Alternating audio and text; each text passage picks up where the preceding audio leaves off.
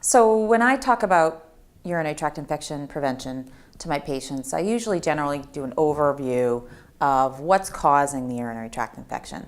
So as women age, there's physiologic changes that occur, and I tell them that the vaginal environment changes. So it changes the bacteria count, it changes the normal bacteria, the good bacteria that's supposed to be harboring in the vagina. And so then I kind of tell them about how the vaginal changes occur, the changes that happen with the vaginal pH, which is the acidity, and what estrogen does, and I introduce estrogen as a therapy, as the first line therapy to help prevent the infection, because we're helping to create a better environment for normal bacteria to harbor, to keep the bad bacteria out of the genital urinary tract.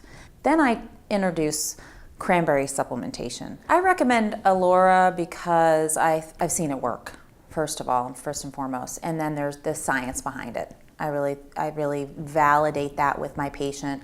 When I have that conversation, I'm telling them that there's a specific protein that's responsible for guarding the bladder against infection, and it is in the highest concentration in this particular pack, more so than if you got azo cranberry or anything over the counter. And I really feel that I've seen the success.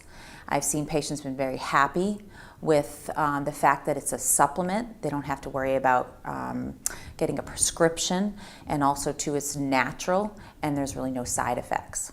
Then I go through probiotics. I tell them how important it is to introduce that into their regular program so that they have this normal bacteria, the bacteria that's supposed to be growing in their bodies versus the bad bacteria. And so I give them a whole sort of setup of how they could sort of set themselves up for success.